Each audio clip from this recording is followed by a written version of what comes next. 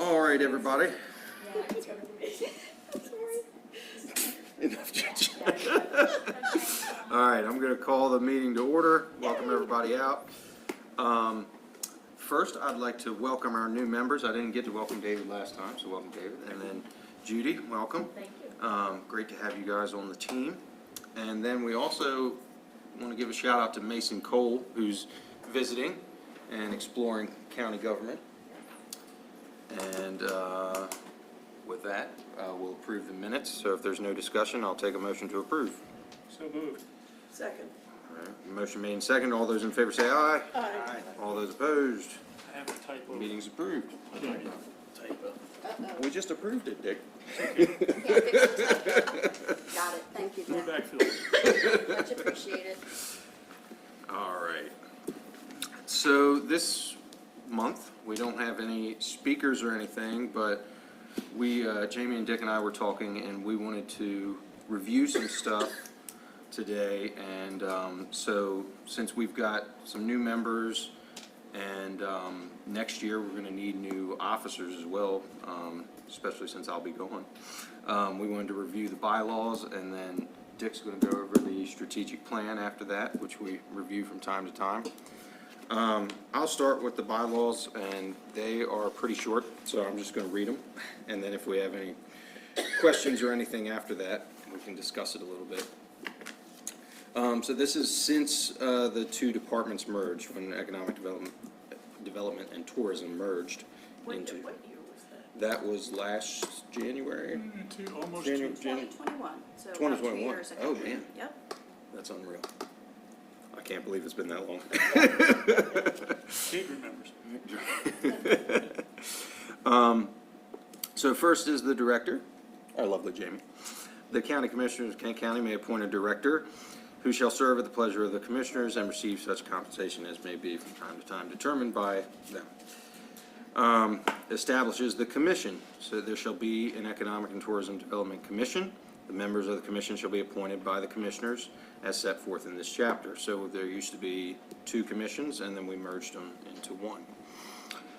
Compensation of the commission, or composition and compensation. So we can have no more than 9 members. We have to have at least 7. Jamie's a non-voting ex officio member. And the purpose of the board is to represent the economy of the county, so the different industry sectors that we have in the county. And then we don't get paid. That's item B. Terms and removal. So they shall serve for terms of 3 years or until a successor is appointed. Members shall not be appointed for more than 2 successive full terms. Filling a vacant position during the term shall not be construed as a full term. But you can come back after you've been off for a term if you so desire. If a member is currently serving on the advisory board, this was the commission and the tourism advisory board, they may finish their terms as members of the new commission.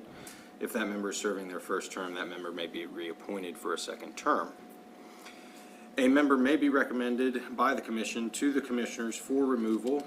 A member missing 3 consecutive meetings may be recommended for removal. Officers, at the first meeting of the commission and then each year thereafter, at the first meeting of the calendar year, the members of the commission shall elect from their members a chairperson and such other officers as they may deem necessary. So come January, you guys will be doing that. I won't. Meetings. The commission shall hold regular meetings as necessary to discharge its duties. And then our duties. Support and assist the director in the performance of his or her duties. Meet with the county commissioners annually or as requested to review and evaluate economic policies and issues. Recommend proposed policies and legislation to the director to promote a healthy business climate. Promote cooperation between county departments, municipal and state governments. Provide an annual review of the county economic development strategic plan. Assist the director with the retention, expansion, and attraction of businesses in the county. Assist the director with dissemination of information in the interest of economic and tourism development. As needed, attend public meetings regarding local and regional economic and tourism development. Assist the director to ensure local businesses are aware of any local, state, and federal government funding sources, as in loans and grants, for business growth and retention. And perform and/or support other duties as requested by the commissioners or the director. Subcommittees. The commission may establish subcommittees at its discretion to further the mission of the commission, and subcommittee members can also be people from the community. They don't have to be members of the commission. The nature of the commission. The powers and duties of the director and the commission are of an advisory nature only. Neither the director, the commission, nor any member thereof shall incur any obligations in the name of the county. And that's it. So if there are any questions or discussion around the bylaws, we can do that now, or we'll move into the strategic plan. I have a question. Sure. When you merged, did you increase the size of this board, or it's always been 7? It was a maximum of 7 before, so we added the possibility of the 2 more. And we actually had more to start, but through attrition, we morphed down to the 7 to 9. How many do we have now? Seven. So, okay. And the 7 seems to be like the number. The commissioners have not expressed a desire to add anybody at this point, but they could if they wanted to. But they'd have to get us a bigger table. Are you as ex officio member, or do you count as one of the 7? Me? No. Yeah, okay. Yeah. So, and another, I guess, Commissioner Price is also ex Commissioner officio. liaison, ex officio, non-voting, right? I wouldn't even call him an ex officio, he's the liaison. Liaison, Commissioner okay. liaison. He doesn't vote, but when he speaks, we question. listen. At the beginning of their terms, the commissioners divided up all the departments and agencies, and John won. Yeah. They each have seven. Whether he wanted it or not. There are several. Yeah. The strategic plan looks like this. And if any of the commission members or anybody doesn't have one, I do have extra here. You guys were. That'd be great. Yep, There you go. absolutely. If you've got any. Yep. And the Absolutely. secret Yes, I handshake found that. follows Anybody else as need soon as one? you've memorized Or it. want one for now? For now? I'll take one too. There you go. So Perfect. Yep. Aaron mentioned the merger of the 2 organizations. What triggered that 3 years ago was that there were significant vacancies, 2 out of 4, on the economic development and tourism side. We had lost 1 key staff person on each side, so it seemed logical not to keep going in the direction we're going, but see if it made sense to combine the 2 and make economic development and tourism development become one economic and tourism development commission, merging their powers and focus, gaining some economy, which is why we did it. But we, Jim Luff was the chair of economic development at the time. He surveyed all members, and I got to talk to all the members of the Tourism Council in COVID times. Met Sandy in her back room. It was a wonderfully comfortable place. But nobody had serious objections to looking at merging the 2. And from that, once we voted and the commissioners anointed it, we needed to have new strategic plans because each were kind of different but complementary. In the strategic plan, there is a table of comments, which we'll skip over. And the 5 goals that Aaron mentioned, it's on the back of your name cards. These are the 5. And rather than looking at our own names, we should be looking at that and keeping it in mind as we go forward in our advisory capacity to the county commissioners. In the strategic plan, as in all strategic plans, you've got an introduction, you've got an overview of the county, just a quick snapshot, and a vision. And let me read that to you. Kent County will be known as a preferred destination, business-friendly, technology and entrepreneurial hub within the state of Maryland, where personal and professional life is in perfect balance.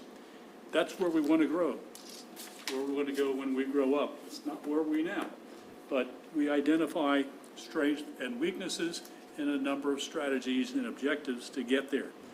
We want to, in the mission statement, enhance the business community for the social well-being and quality of life for all. We just don't work for the business community, We get into areas of workforce development and training.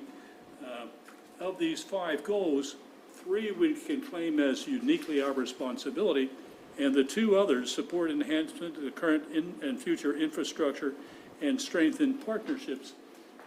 We don't own a strengthened partnership. We have to work toward that and convince a marriage partner that we're worth the dowry. But the infrastructure, and we recently got involved in a Route 301 building height change, and we see that as our role to give the business perspective and balance the conversation. It was a great conversation. It was genteel, and the commissioners have a lot they continue to weigh, but a great case was made for, yeah, we should do it, or no, we shouldn't. And that's what government is all about. Our role in that is to advise the business component of all those discussions. In the strategic plan is a snapshot in time of our economy, the top 5 employers, the top 5 sectors based on GRP, and 5 sectors based on wages. And then you can't have a strategic plan without a chart. So we've got a chart in here that you can translate a number of ways, but one of the things it says to me that commercial is 13% of the property assessment, and only, I put my glasses on to read because it's so small, 6. only 6% of the zoning. So if you recognize the fact that residential cannot generate enough tax base to pay for the services its demands and needs, because 50% of the dollar, rounding, goes to school. When you bring a business in and you charge them real property tax, 100% of that goes to run the government. Now, their employees may pay the residential tax, but all the commercial tax goes to support the rest of government. We make a profit off it.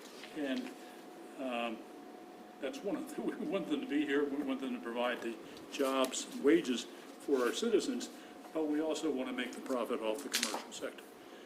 Mercenary, but that's the way it is. First goal, cultivate business retention, expansion, and attraction. And in here, the first strategy recognizes that you take care of the business you have first. Before you go out and go bargain hunting, you and say, Kent County is the center of the universe. Let me show you how that what that means. Take care of the businesses that are here. Your best advertiser, best customer, is a satisfied customer. If they're happy here, they travel in business circles, they travel on vacation. And we want them to be satisfied and talkative. We want them to say, we're in Kent County, and all things considered, it's okay. That's all the testimonial we need, because What do you mean all things considered, it's okay? Pardon? I mean, the way you said that, all things considered, it's okay, it's sort of like, didn't you say it's a great place, it's okay? Oh, yeah, if they want to say that, but we just don't want them to say the opposite and say, this is the worst place in Well, I the don't know why universe. anybody would. Yeah, well, some do. I would never say that, Judy. Well, you moved back here, of course not. That's proof in the pudding. I recognize the error of my ways and came home. Another strategy, after you take care of what you've got and make sure they're not bleeding out the edges, then and only then can you and should you reach out to other businesses and tell them the great story that is Kent County. That's not me. That's the tale of Kent County. It is a great place, and in the strategic plan, we list a lot of good reasons why Kent County is such a good place. And Judy, on page 7, you'll notice we start talking about agriculture as a business and develop businesses that support the agricultural community. And the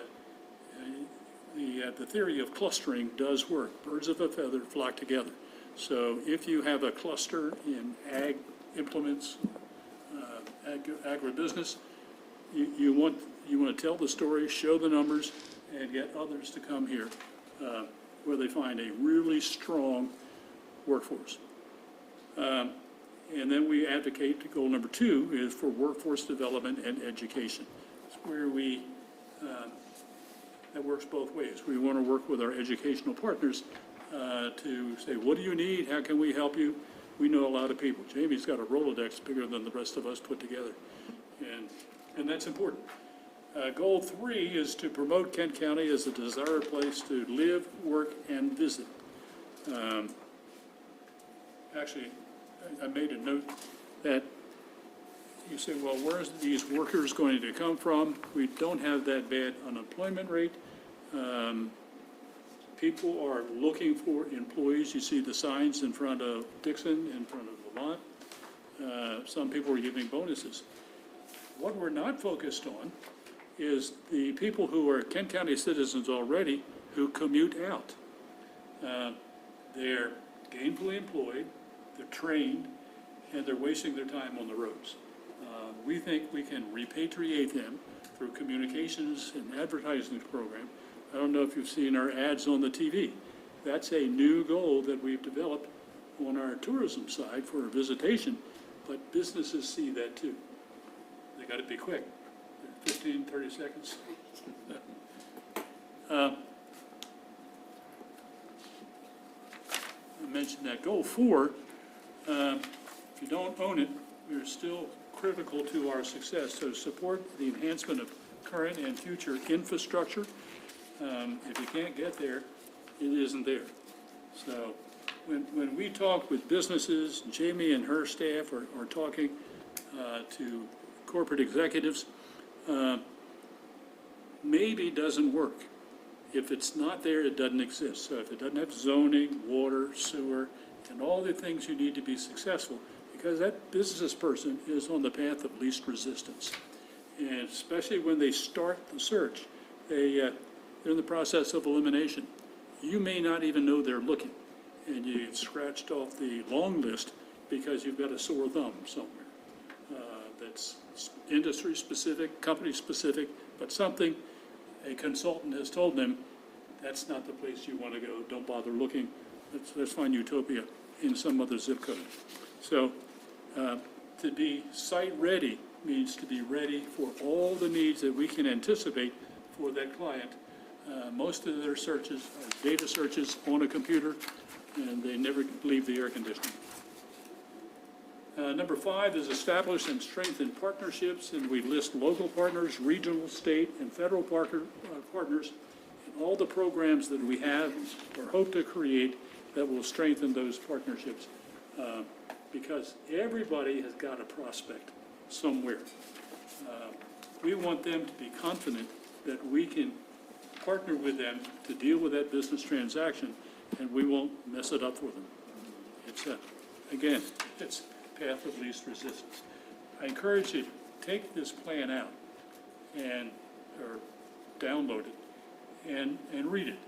It's 8-9 pages, 13, 12 pages, including the legislation. It is a good roadmap. It's not perfect. Some of the roads in here are under construction, but the good news is they're under construction. And when we periodically update this again, we won't have Aaron to pick on, but it needs a fresh look every couple of years. This was a total overhaul. And when you do that, you're going to miss something. We took on new areas, new skills on our staff, and we think we've got a good team and a good plan. And I think it's important to mention, that was an awesome summation, so thank you, Dick. It's important that this goes hand in hand with the nature of the commission and the bylaws, that we are advisory. And so we've had criticism in the past where people wonder why we don't have more concrete goals or actions that we take, and that is a big part of that is because we're advisory, we're not regulatory. So this is a document that we're doing our best to steer things how we can. So, but no, that's great, thank you. Just as a footnote, I've been in economic development programs in 3 other counties. This is the most succinct, focused economic development plan The last one I developed in Howard County is about 50 pages. We paid a consultant already. I think we paid him by the word. Is there any discussion around that? Yeah, I have a point. I can't find it, but when I was reading it online, it says identify economic impact of proposed development. Is that in here? So, as you know, I have concerns with the height zoning text amendment for many reasons. And I think that there can be long-term liability with a project like that. And I think, and we've seen other counties have major concerns with these warehouses after they've been around for a while. The infrastructure becomes a problem. There's a challenge with employment being drawn from local work base.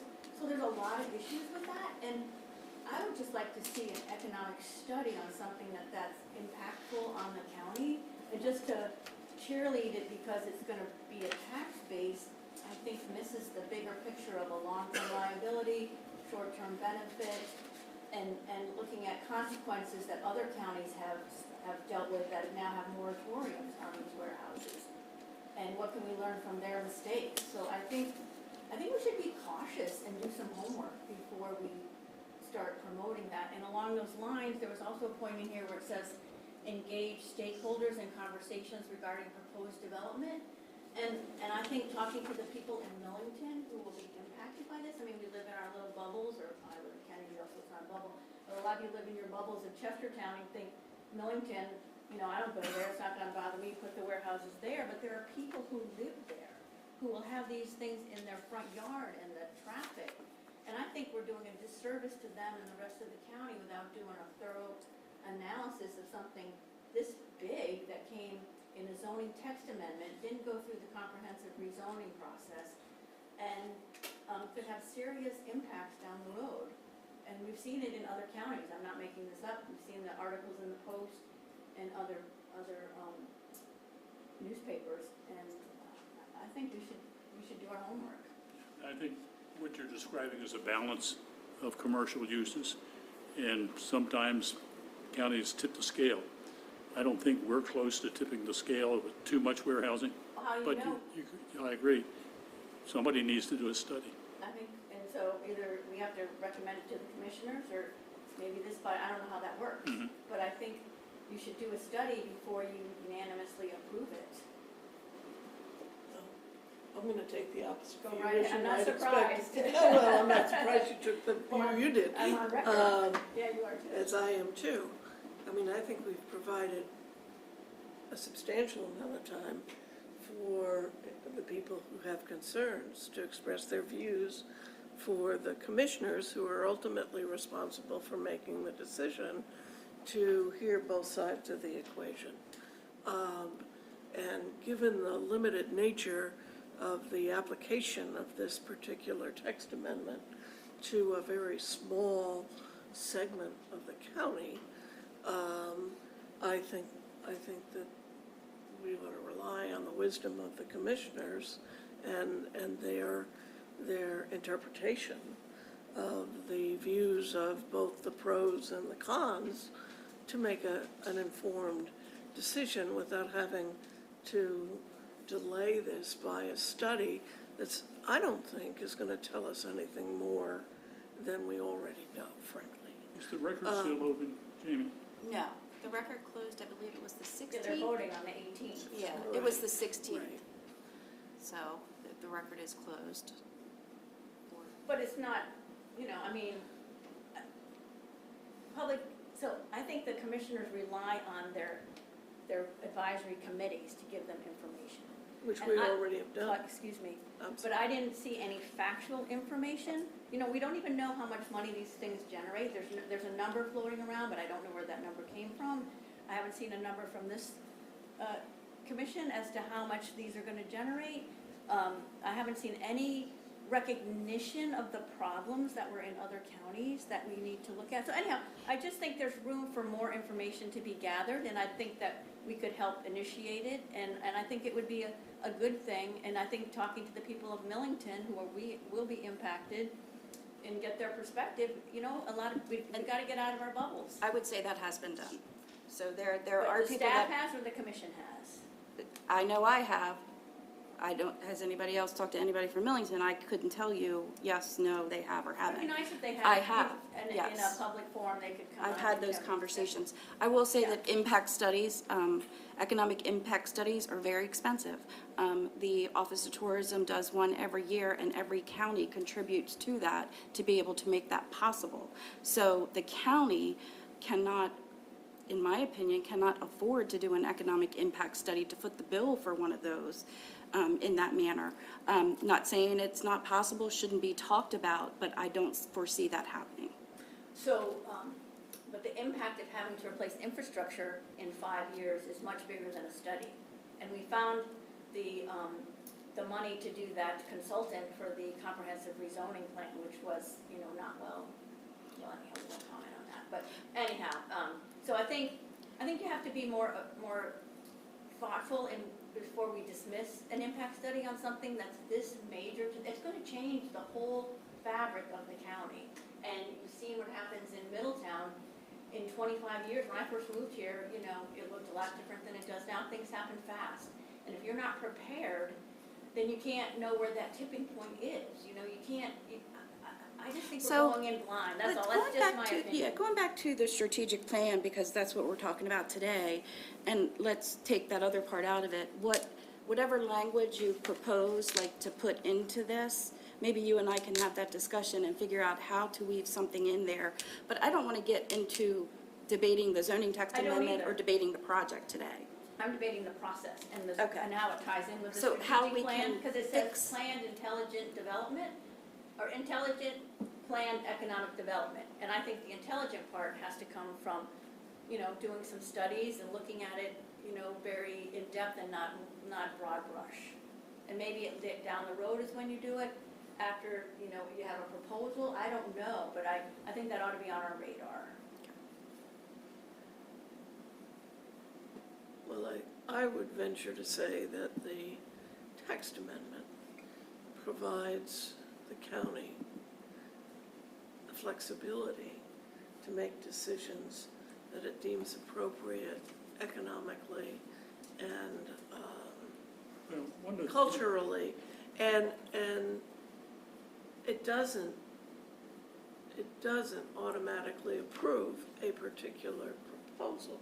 So every proposal that's made relative to the opportunities that exist in our zoning regulations has to go through a vetting process that's detailed, that provides for thorough review, that provides for public comment, that provides for an input before any proposal is approved.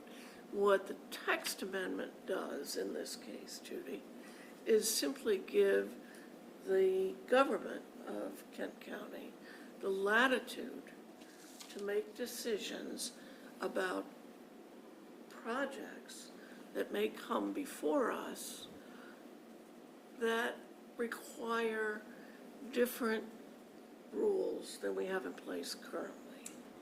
Paula, let me just say that I think that the zoning text amendment takes away the county's negotiating ability. And when you have a zoning text amendment like this, the requirements that you can negotiate versus setbacks and things like that are out of the picture. So I don't want to debate planning and zoning, but I disagree with that analysis. No, I should say at this point that, like Paula, I testified in favor of the text amendment. And I pointed out that this is not a mandate. This is not saying every building in these zones have to be 1,000 feet tall. It says it's an allowance that companies can go an extra 15 feet from what they're allowed now.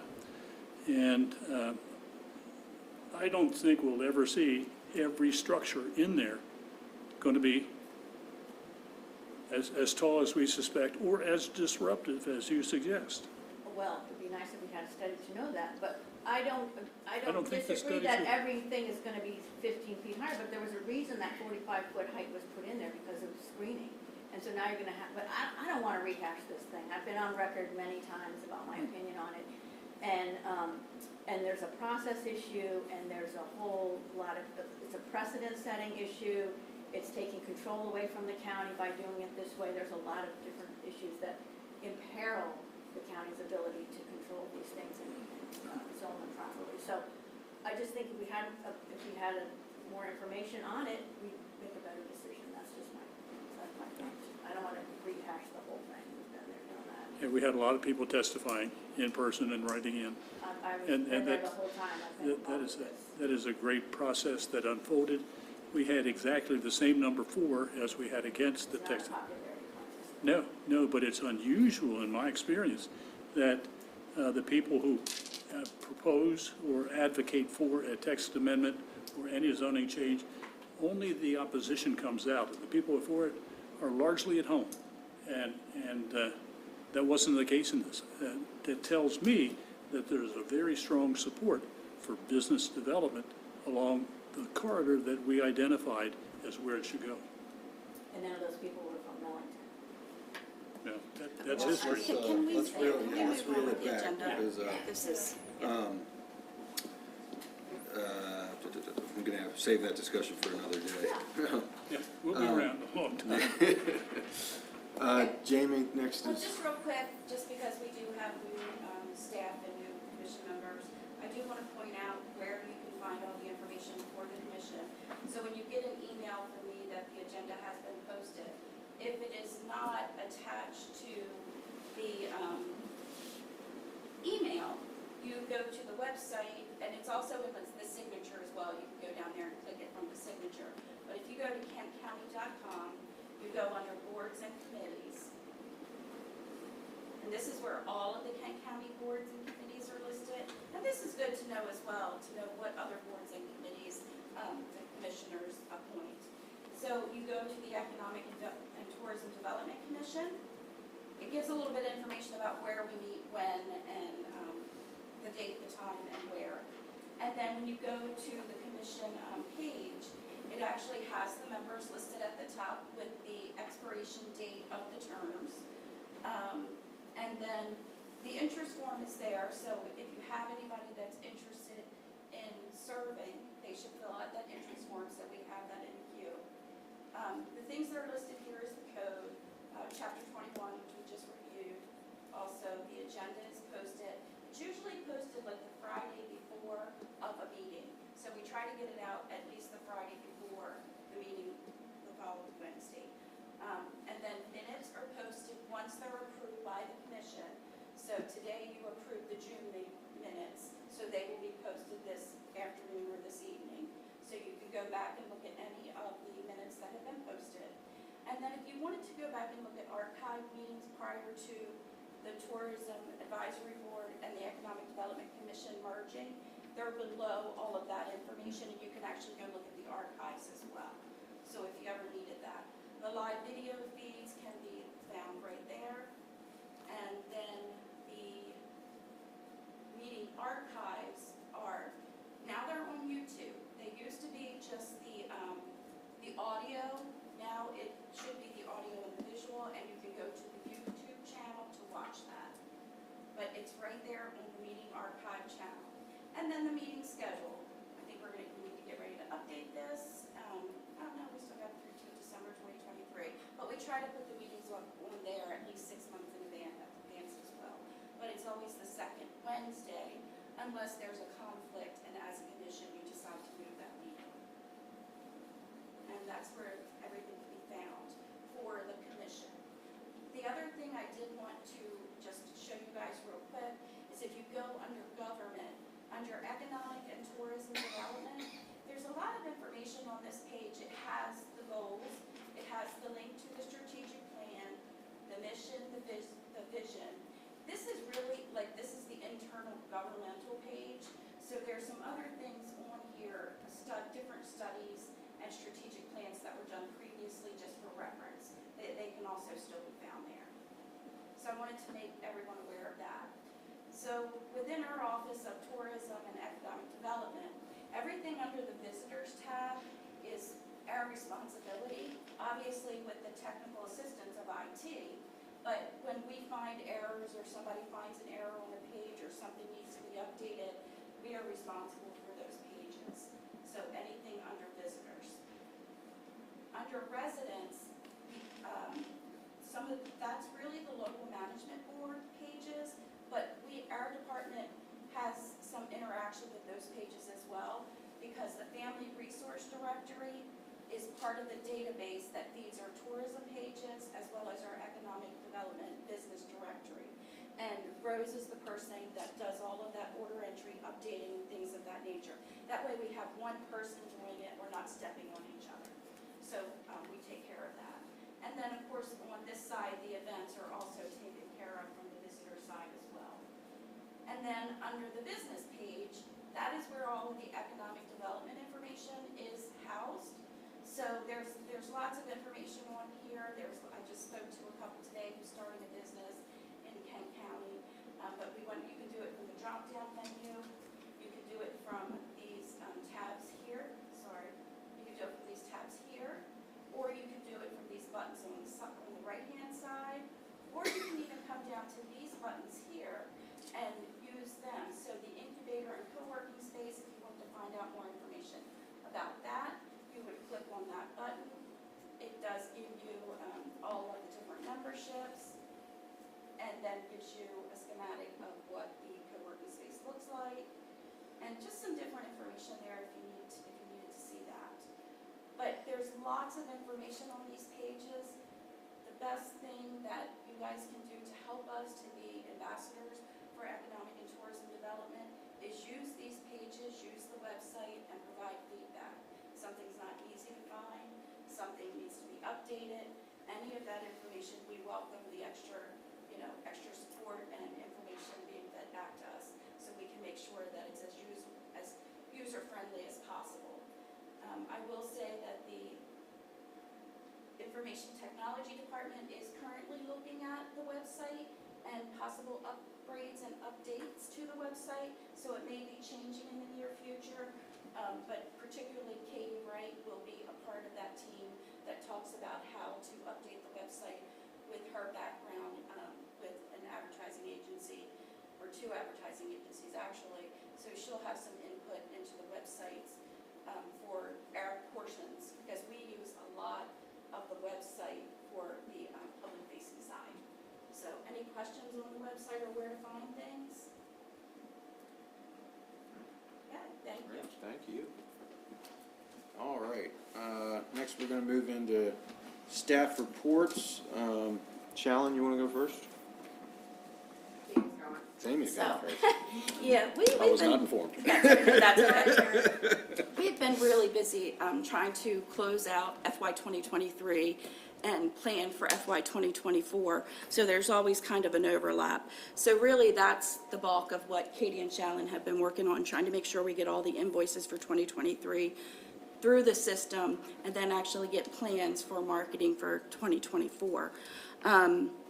One thing I will say on the economic development side, we are trying to focus more on commercial real estate brokers and parcels of land that are slated for development. And right now, we really don't have a lot of those that have everything that we need. We have some, just not a ton. So trying to identify those and market those is what we really would like to be doing a little bit more of, rather than just an awareness of Kent County. We feel like we've done that for the last couple years. We're getting beyond that, and we need to be actually working with commercial real estate brokers, site selectors, and things of that nature, and just trying to figure out how to get in front of them. So we're doing things a little bit differently on the economic development side.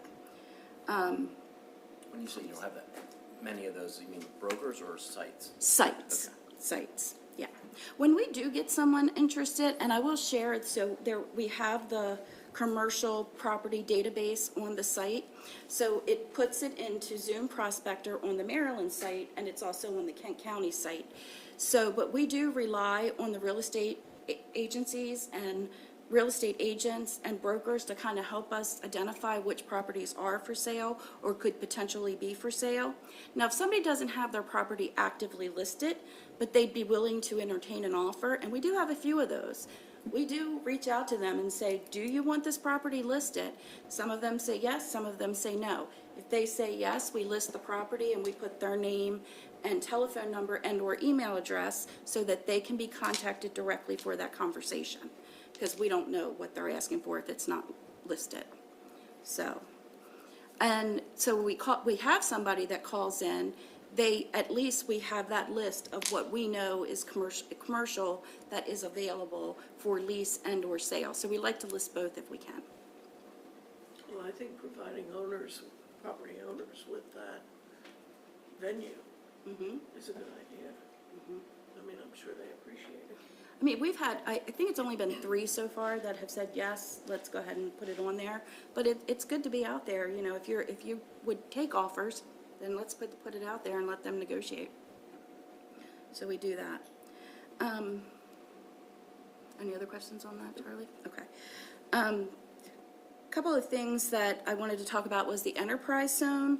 The press release will be coming out on Friday. It's actually already listed on Commerce's site. So that is Wharton Industrial Area and the town of Betterton. So approval, press release will be coming out on Friday.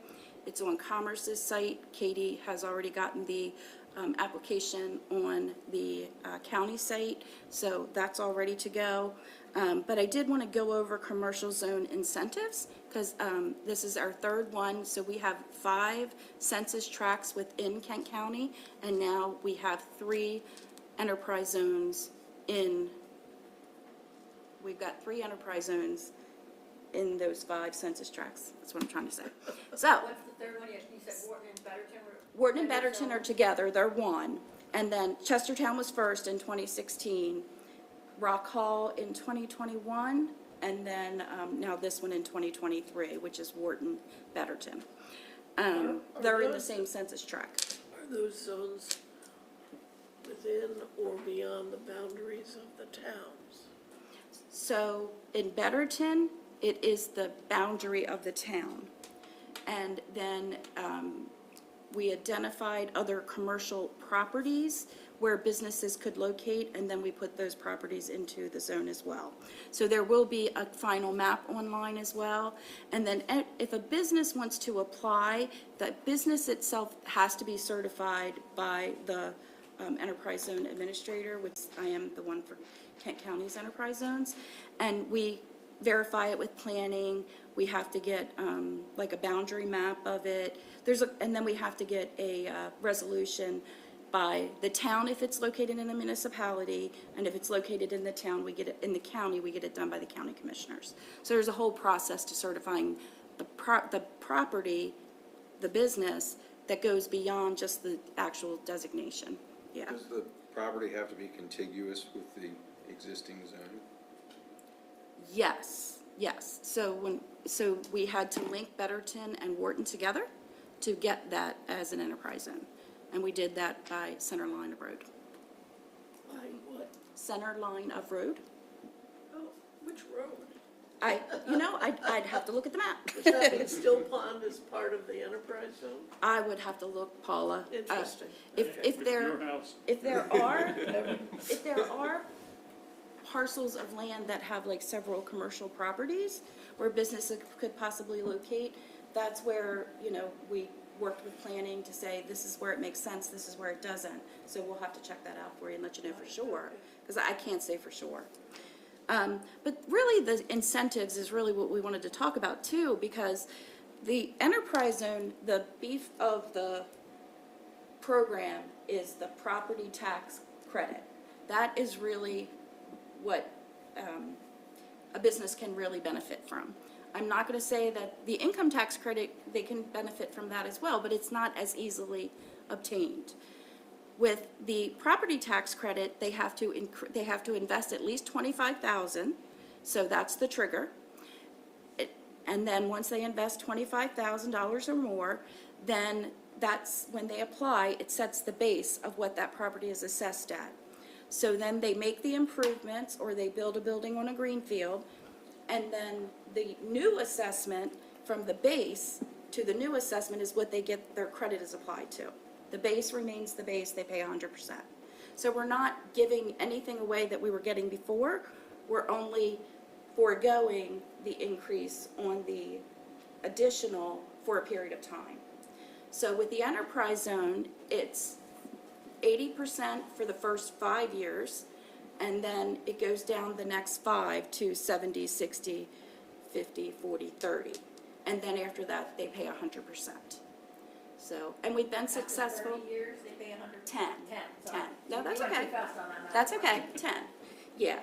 Goes down to 30 the last year, I think that's what you heard. Oh, yeah. I was like. Yep. So in Chestertown, it's been very successful. In Rock Hall, it's been successful. In Rock Hall, I believe we have at least 5 properties that have been zoned, that have applied for the enterprise zone. In Chestertown, we have more than that, of course, because it's been around longer. And, you know, we're going to do the same thing with the Betterton and the Wharton. We'll be meeting with the businesses soon so that they know that this is out there. The income tax credit is, basically, it's $1,000 per new job. That is claimed on the income tax return, but there's a lot of accounting and a lot of, like, they have to be employed, has to be a net new job, they have to make above 150% of the federal minimum wage. Like, there's a lot of things that go with it. So it's harder to obtain the income tax credits than the property tax credits.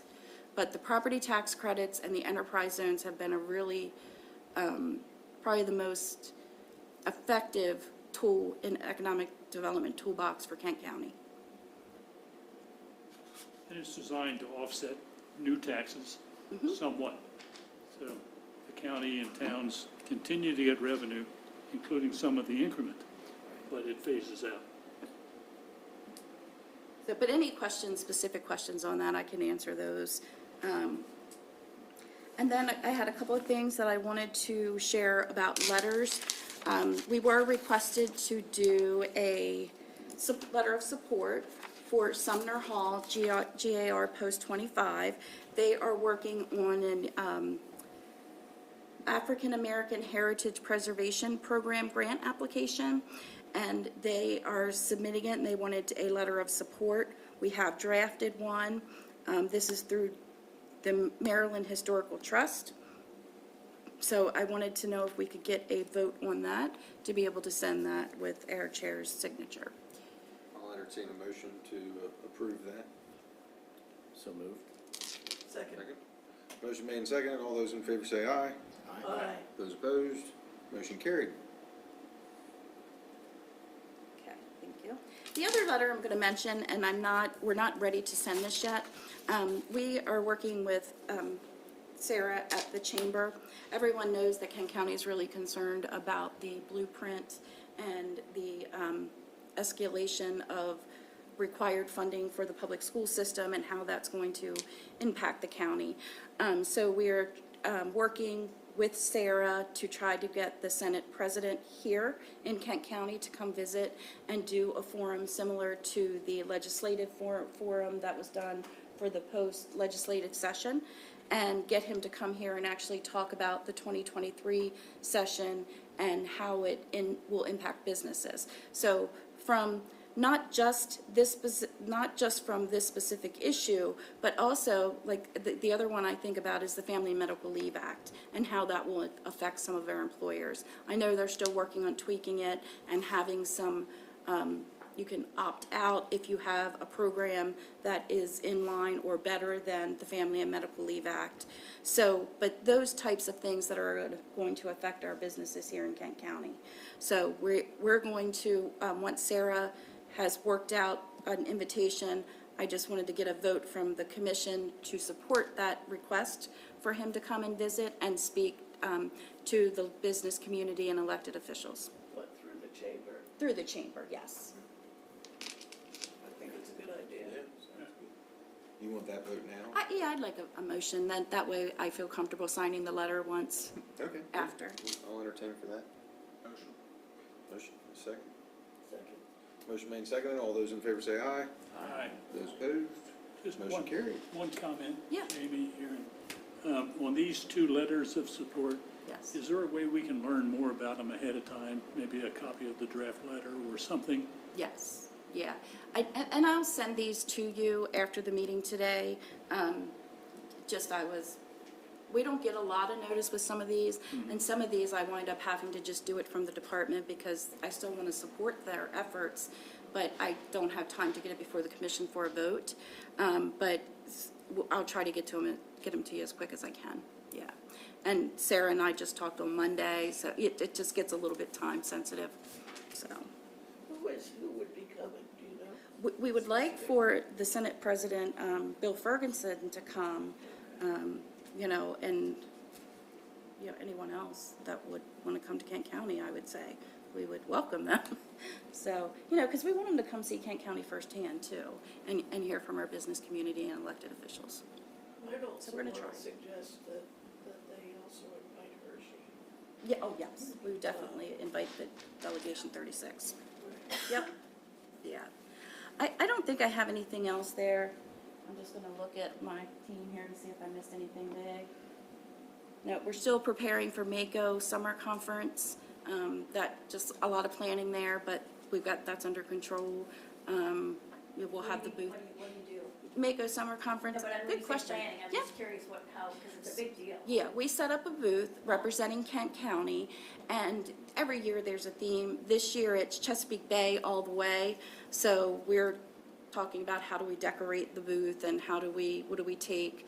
So we are, actually we're gonna go down to Sandy's shop. She's got some props that Rock Hall uses, like a rockfish or a oyster, and look at one of those. That'll be like for a photo op at our booth with something like that.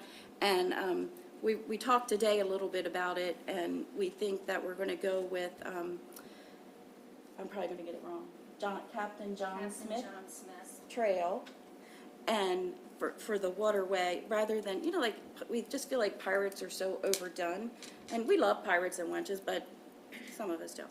I do. Be careful. But, yeah, but it's overdone, so we thought if we focused on, you know, the John Smith Water Trail, that might have more of an impact, and it's still the Chesapeake Bay all the way kind of thing.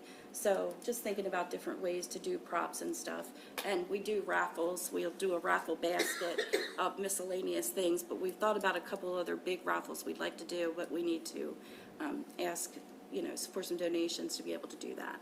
So, and then our team goes down and mans the booth, but then also there's other directors down there from different departments, depending on what the sessions are covering. And like, they come to the booth and, you know, they might cover for an hour here or there.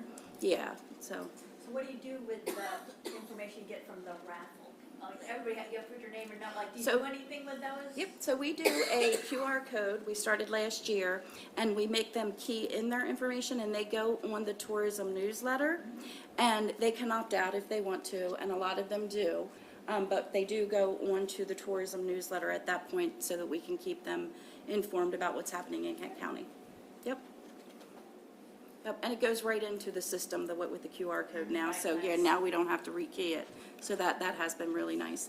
And also from, we do the same thing with the raffle. They enter by keying in their information, and then we can download it to a spreadsheet, and Katie does her magic to make it pick one at random. And that's how we determine our winners for the raffles. Yeah. And I think that's it. All right. Does anybody else have stuff, or was that everything? I think that's everything. Yeah, unless I missed anything, and they're shaking their heads no, so I'm thinking I'm good. All right, cool.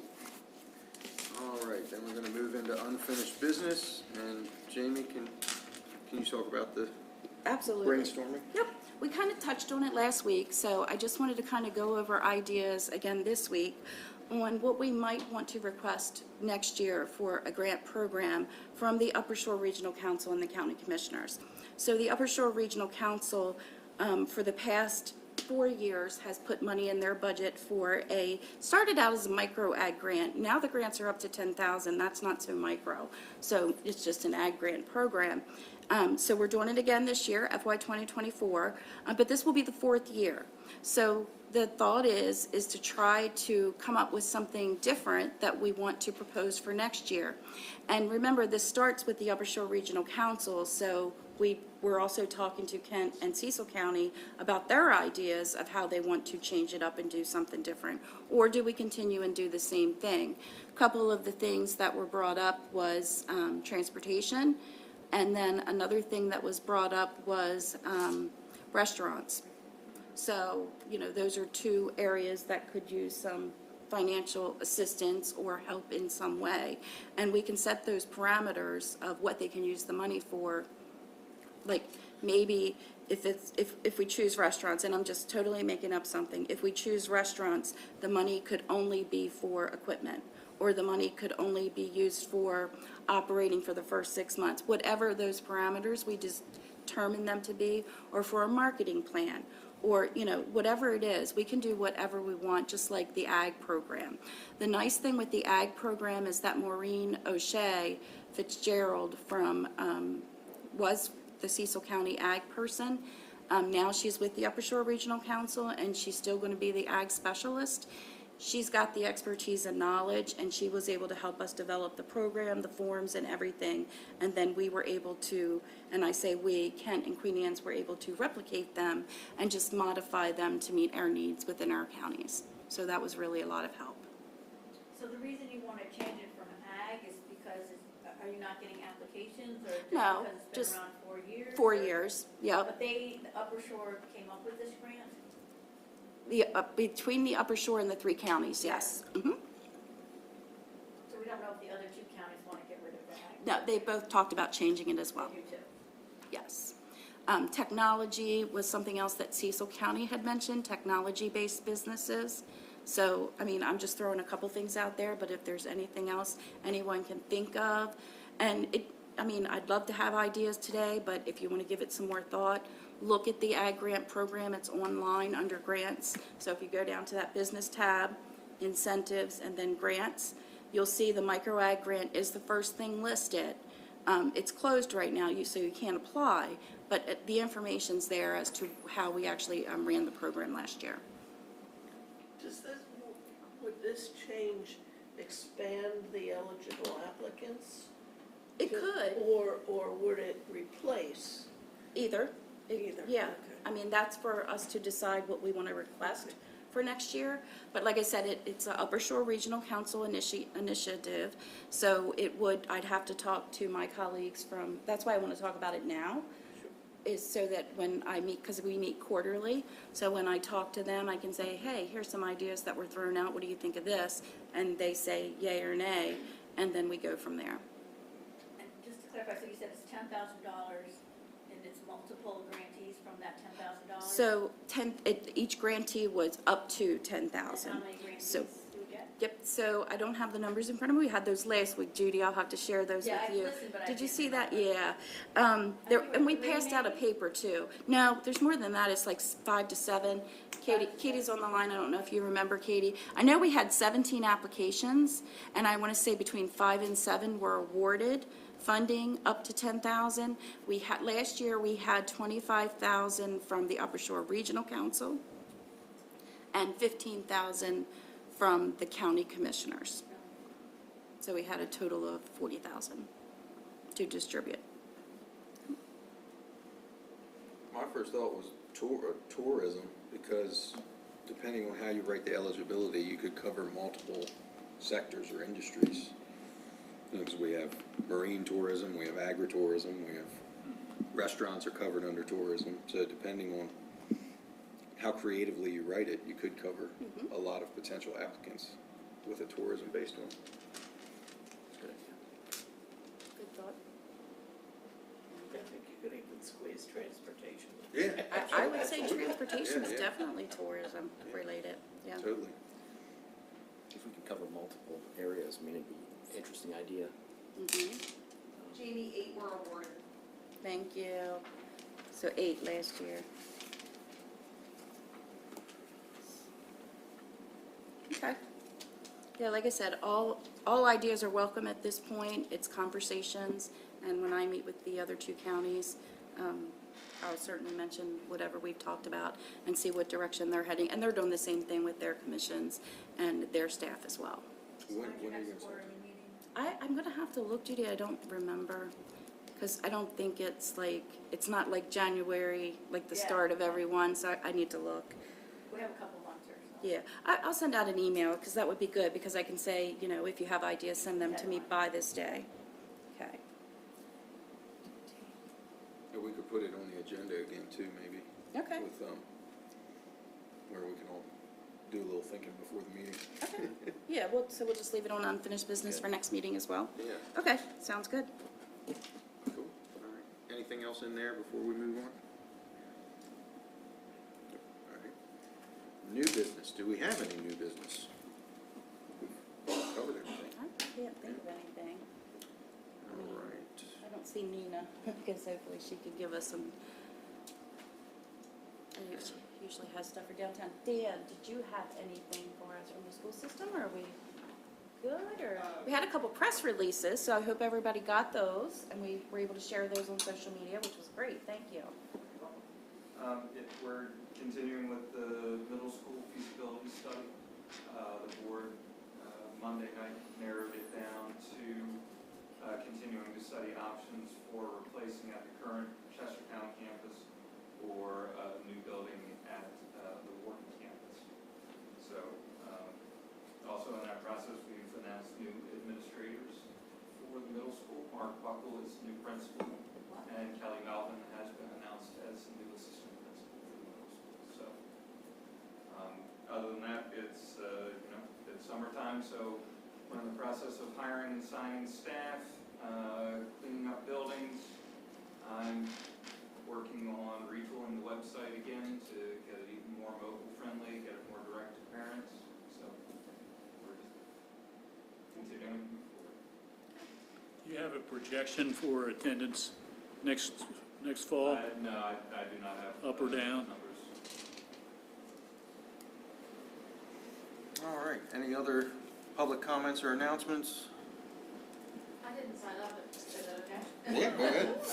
Piggybacking on what Dan said, I think it'd be interesting for this board to discuss and possibly take a stance on which option of the two middle school sites would be best. There's obviously pros and cons to both, and obviously the number one priority is the student's education. But probably second to that is the economic impact of where the school is located. So I would encourage this board or this commission to look at that and weigh those options, and if anybody would like my opinion, I'd be happy to give it. You still don't have a vote. So where can we find the economic impact from the different sites? Did you just mention that? There wasn't, I don't know if there was a study done on the economic impact, there was a feasibility study done. You can find that, I had an email to me, I don't know, do you know where that? I think it's on the school's website. It might be on the school's Like, website, under there's a middle thick, school project? yeah. We have a page dedicated to the middle school project. There's also a dedicated email address that you can send any questions and comments to. It's kcmsproject@k12.md.us. I attended a few of those presentations. Were any of those recorded? Yes, and in fact, the most recent presentation that we had a community meeting. We had two community meetings in June, one at the middle school and one at the high school. The one that we had at the high school was live streamed, and there is a recording of that available. It's on that project website as well. How was that meeting attended? I think the total count of community members was somewhere around 15. So fairly small turnout.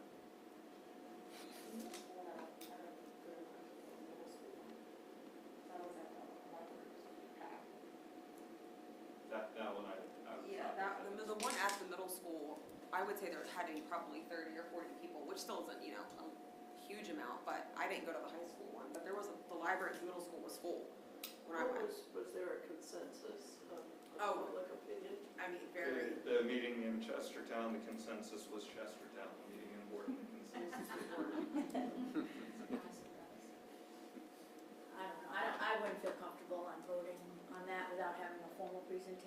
something, just going on what you read or what you find versus what you miss. And it's such a big issue that without some kind of clear presentation of the, if you're gonna base it on economic something, I don't know, I'd be nervous. I would have a hard time working on that. What are your timing benchmarks?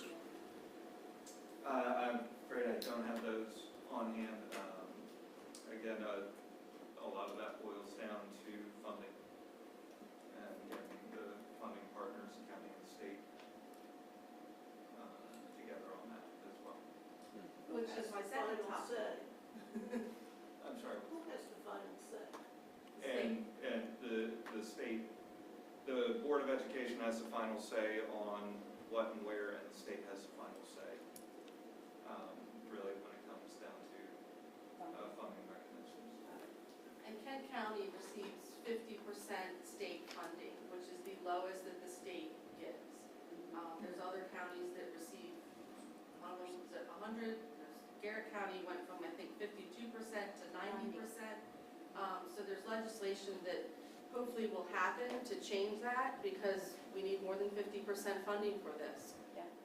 And possibly renovation of other schools as well. So, and I'm not asking for a vote today by any means. My encouragement was to look into it and definitely study these two sites and not just say, okay, we're getting a new school and it doesn't matter where it goes, because I think it does. And there's pros and cons to both sites, No, I didn't think we were gonna go. Okay. I just think that the pros and cons are, as you say, it's like this out there, and it's really hard if you're not thoroughly involved and enmeshed in it to just kind of Sure. vote.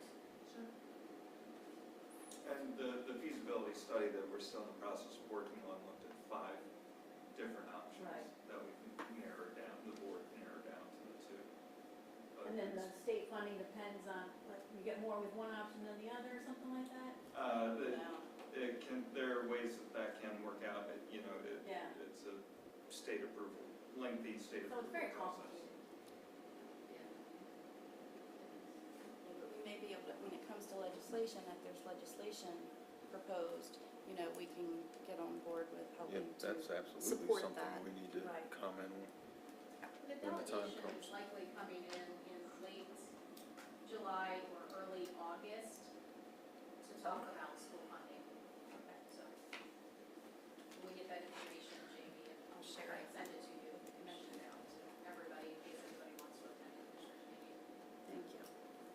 And I know I'm preaching to the choir, but education in our school system is the most important economic development piece. So, okay, thank you. Thanks, Take Katie. on off my soapbox. All right, so the next meeting is on August 9th, and if there's nothing else, I will take a motion to adjourn. So moved. Motion made and Exciting seconded. meeting. All those in favor say aye. Aye. All those opposed, motion carried, we are adjourned. Thank you, everybody. Pretty good time.